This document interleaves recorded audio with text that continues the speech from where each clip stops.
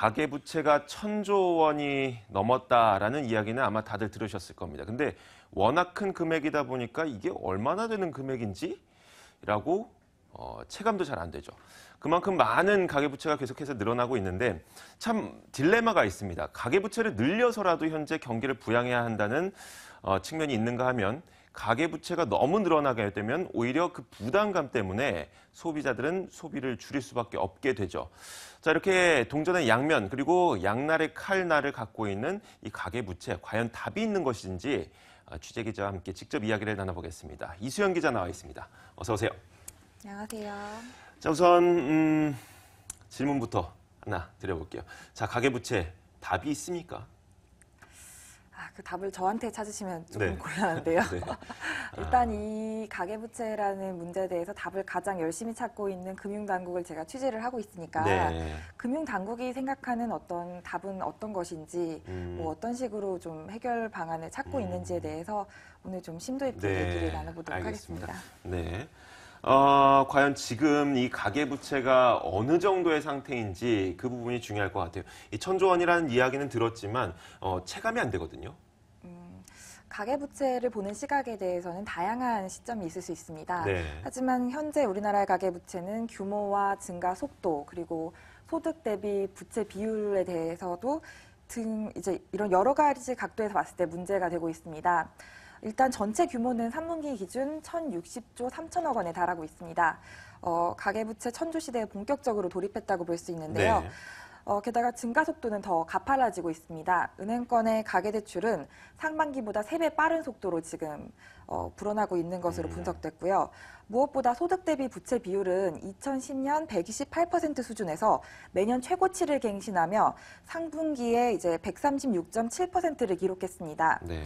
부채는 눈덩이처럼 불어나고 있는데 소득은 그만큼 이제 증가하지 않고 있다 보니까 이런 식으로 그 지표들이 나타나고 있는데요. 사람들은 점점 더 그 소득에 비해서 더 많은 빚을 지고 있고 그러다 보니까 빚에 대한 의존도는 더 높아지고 상환 부담도 더 커지고 이러다 보니까 이제 한국 경제가 가계부채에 짓눌려 있다는 말이 곳곳에서 나오고 있습니다.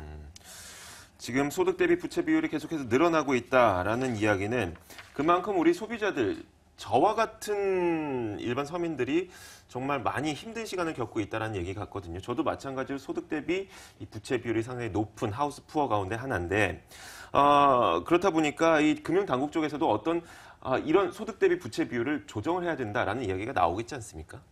네, 맞습니다. 이제 금융당국은 지난 2011년 그 가계부채가 급격히 늘어나면서 가계부채 연착륙 대책을 내놨습니다. 이제 급속하게 늘어나는 가계부채 증가 속도를 줄이고 경제에 가져다주는 충격을 이제 좀 완화하겠다는 게 목표인데요. 특히 지난 2월 내놓은 대책에서는 소득 대비 부채 비율을 오는 2017년까지 5%포인트 감축하겠다는 목표치도 내놨습니다. 정부는 사실 부채 규모가 이제 늘어나는 거나 뭐 빚을 진 사람이 많아지는 것, 어떻게 보면 빚의 증가 속도가 빨라지는 것까지도 그렇게 문제라고만 보고 있지는 않습니다. 왜냐하면 경기가 활성화되려면 어느 정도 부채는 필요하고 원활류 역할을 해주기도 하기 때문에 부채 자체가 이제 모두 문제다라고 볼 수는 없는 거죠. 근데 그 갚을 수 없는 빚을 지는 경우 그게 개인이면 파산으로 이어지는 거고 그렇죠. 기업이면 부도로 이어지기 때문에 그런 식의 경제에 오는 충격을 완화하는 것, 그걸 관리하는 게 아무래도 목표라고 볼 수 있습니다. 그래서 그 금융당국이 관리하겠다는 입장인데 그래도 여전히 가계부채를 당장 없애거나 무조건 억제해야 하거나 이런 입장이라기보다는 구조를 개선하면서 조심스럽게 이제 관리하는 그런 문제라고 판단하고 있습니다. 알겠습니다. 가계부채 자체가 나쁘다고 얘기는 할 수 없겠죠. 아마 다른 분들도 모두 공감을 하실 겁니다. 부채를 증가시킴으로써 시중에 있는 유동성을 높이게 되고요. 시중에 있는 유동성이 높아지면 뭐 투자라든지 어느 쪽으로 돈이 흘러 들어가게 되면서 경기가 부양되게 되는 것은 당연한 이치인 것 같은데 우선 저희가 뭐 그것에 대해서 구체적인 이야기는 잠시 후에 따로 나눠보도록 하겠고 현재 가계부채에 대해서 다양한 기관들의 어떤 의견에도 조금씩 차이가 있죠. 어떻습니까? 일단 가계부채에 대한 입장은 기본적으로 모두 다릅니다. 단지 가계부채가 위험하다, 막아야 한다 이렇게 한 목소리를 내고 있다고 볼 수는 없는 그런 상황인데요. 그 앞서 LTV와 DTI 규제를 완화할 때만 해도 금융당국은 이 정도로 가계부채가 빨리 늘어날 거라고 판단하지는 않았을 겁니다. 그 두 차례에 걸친 금리 인하가 그만큼 좀 많은 영향을 줬다고 볼 수 있는데요. 그런 상황에서 특히 이제 얼마 전에 이주열 한국은행 총재가 발언했던 내용은 이제 다시 금리를 높여서 부채를 줄이는 어떤 거시적인 대책을 쓰기가 부담스러운 상황에서 네. 어떤 미시적인 그런 금융 정책을 통해서 부채를 관리하는 방안이 필요하다 이런 입장을 드러낸 것으로 분석됩니다. 금융당국도 생각보다 빠르게 늘어나고 있는 가계부채를 보고 긴장을 하고 있기는 할 겁니다. 다만 아직은 관리가 가능한 그런 수준이라고 보고 문제가 될 수 있는 일부, 그러니까 예를 들면 뭐 제2금융권 관해서도 네. 농협이나 신협 뭐 이런 상호금융권에서 조금 위험 그런 징후들이 나타나자 좀 이런 미세 조정을 통해서 어떤 부실의 싹을 이제 자르려는 그런 식의 대책을 계속 펼칠 것으로 보입니다. 알겠습니다. 가계부채의 현재 상황 자체가 우리 국가 경제에 아주 위태로운 것은 아니기 때문에 지금 당장은 어떻게 손을 아주 크게 쓴다기보다는 모니터링을 하면서 미시적인 정책을 쓰겠다라는 금융당국의 입장인 것 같은데, 자, 이런 것들이 어떻게 정책으로 나오게 되면 어떻게 표현이 될까요? 일단 금융당국은 빚을 늘려서라도 경기 부양을 하겠다는 네. 그런 최경환 경제팀의 기조를 따라야만 하는 입장입니다. 그렇지만 동시에 가계부채에 대한 리스크를 전적으로 이제 관리해야 하는 입장이기도 합니다. 네. 이런 복잡한 상황에서 어제 신재용 금융위원장도 내년 금융정책 방향을 설명하는 자리에서 가계부채에 대해서 언급을 했는데요. 잠시 발표 영상 보겠습니다. 가계부채가 빠른 속도로 증가하고 있으며 기업의 성장성과 수익성도 부진한 모습입니다. 따라서 글로벌 금융시장의 급변동 가능성에 대비하여 잠재적 리스크 요인을 면밀히 점검하고 선제적으로 대응해 나가겠습니다. 네, 금융당국이 이제 지난주에 상호금융권에 대한 어떤 억제책 네. 카드를 내보니 그런 조짐이 있었는데 또 이제 신재용 위원장까지 이런 식으로 언급을 하니까 금융당국이 본격적으로 어떤 그러니까 가계부채에 대한 억제책을 내놓는 것이 아니냐는 좀 해석도 있을 수가 있는데요. 네. 행간이 이제 잘 들여다보면 조금 다르게 들릴 수도 있습니다. 일단 금융당국이 가계부채보다 더 크게 고민하고 있는 것은 이런 기업들의 성장성과 수익성의 부진입니다. 네. 원래는 이제 부채가 늘어나면 어떤 소비가 활성화되고 더불어 기업이 살아나고 경기가 부양되는 이런 시나리오가 좀 예정이 돼 있었는데 지금은 이제 빚만 늘어나고 기업들의 수익성은 뭐 딱히 개선되지 않고 그렇죠. 있는 그런 상황인 네. 겁니다. 그런데 그렇다고 지금 부채를 잡기 시작하면 성장률의 발목을 잡는 효과가 나타날 수 있고 그런 부채를 갚을 수 있는 게 더욱더 요원해질 수 있는 그렇죠. 그런 위험한 상황이기 때문에 선뜻 나설 수가 없습니다. 네. 그리고 또 신 위원장이 글로벌 금융시장의 급변동 가능성에 대해서 언급한 부분은 이런 상황에서 국제적으로 큰 변수가 일어나서 기업들이 굉장히 위태로워질 경우 전체적으로 이제 도미노처럼 기업이 무너지고 또 연쇄적으로 경제가 붕괴될 수 있기 때문에 그런 상황이 일어나지 않도록 어떤 선제적으로 손을 쓰겠다 이런 뜻으로 보이고요. 네. 결과적으로는 가계부채에 대한 어떤 큰 틀을 바꾸거나 뭐 부채 억제책이라는 어떤 큰 대책을 내놓기보다는 지금 이런 상황을 유지해 가면서 대신 글로벌 금융시장에서 어떤 큰 변화가 일어났을 때 그걸 견딜 수 있는 어떤 그런 선제적인 대응책을 마련해 놓는 정도의 의지로 풀이될 수 있을 것 같습니다. 알겠습니다. 얘기를 들어보자면 지금 당장 가계부채를 어떻게 하진 않겠고 모니터링 하겠다라는 게 주요 골자인 것 같아요. 그런데 이렇게 가계부채 현재 상황을 놔둬도 되는 겁니까? 일단 일본에서도 부채를 네. 늘려서 경기를 부양하는 아베노믹스에 대해서 굉장히 부정적으로 평가하는 시선이 많았는데요. 결과적으로 어제 일본 총선에서 일본 자민당은 3분의 2에 달하는 의석을 맞아요. 차지하면서 압승을 거뒀습니다. 네. 그러니까 결국은 내부적으로는 상당히 좋은 평가를 받고 있다고 볼 수 있는 상황인 건데요. 일본을 포함해서 전 세계적으로 부채가 급증해서 문제가 되기보다는 부채가 줄어드는 시점에 위기가 옵니다. 이제 성장이 이제 멈추는 그런 시점이 진짜 문제가 될 수 있다는 그런 건데요. 제 생각에도 앞으로도 가계부채나 미래에 대한 불안감 때문에 아무것도 안 하고 이러고 있다가는 그냥 자리에 앉아서 굶어 죽는 그런 꼴이 날 수도 있다는 생각이 좀 있어요. 네.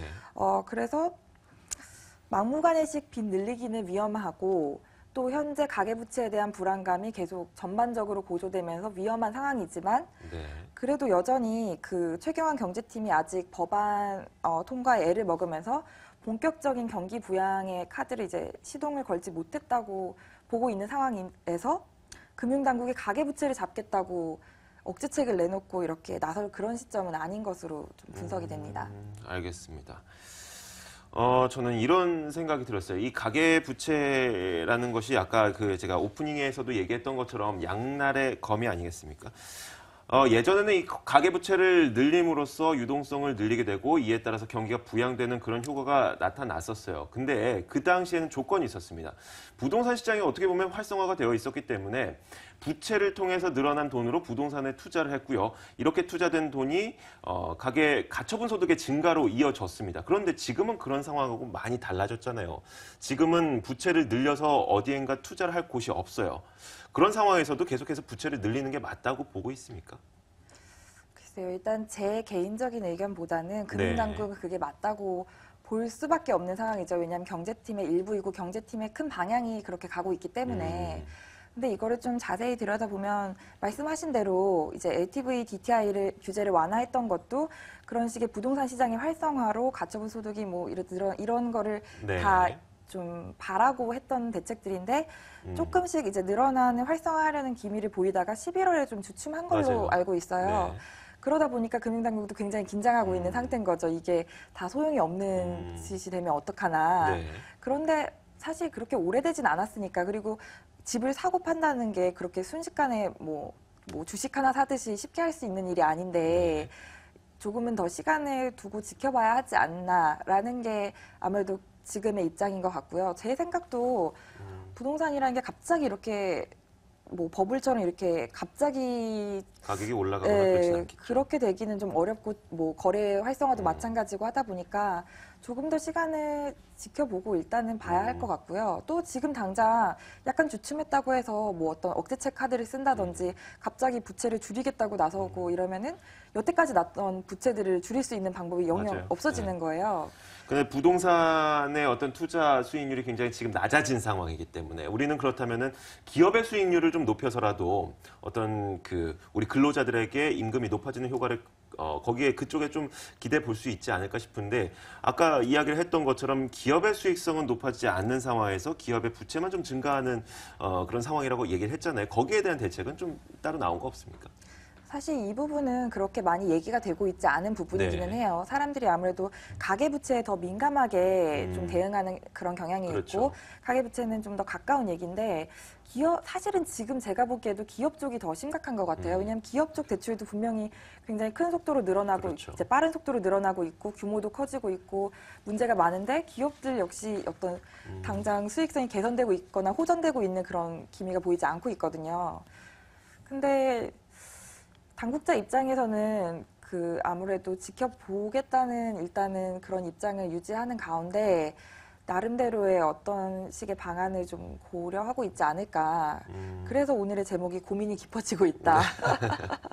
이제 여태까지는 사실 어느 정도 팔짱을 끼면서 네. 아직은 괜찮다. 아직은 관리할 만한 상황이다. 관리할 만한 수준이다. 문제가 크게 되지 않을 거다라는 그런 팔짱 낀 태도였는데 서서히 팔짱을 풀면서 어떤 대책이 필요할 수 있다.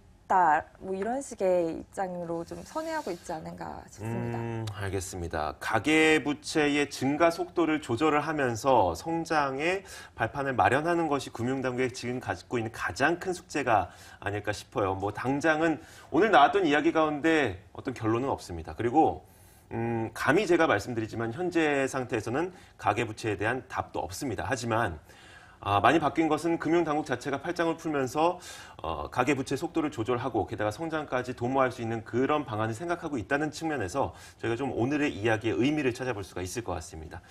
자, 오늘 이수연 기자와 함께 이야기 나눠봤습니다. 오늘 정말 고생하셨습니다. 수고하셨어요. 네, 고맙습니다. 감사합니다. 자, 이렇게 재미가 없었지만 재미있게 이야기를 풀어보려고 했었던 현장 플러스 마무리를 짓고요. 저희 증시엔 바로 이어집니다.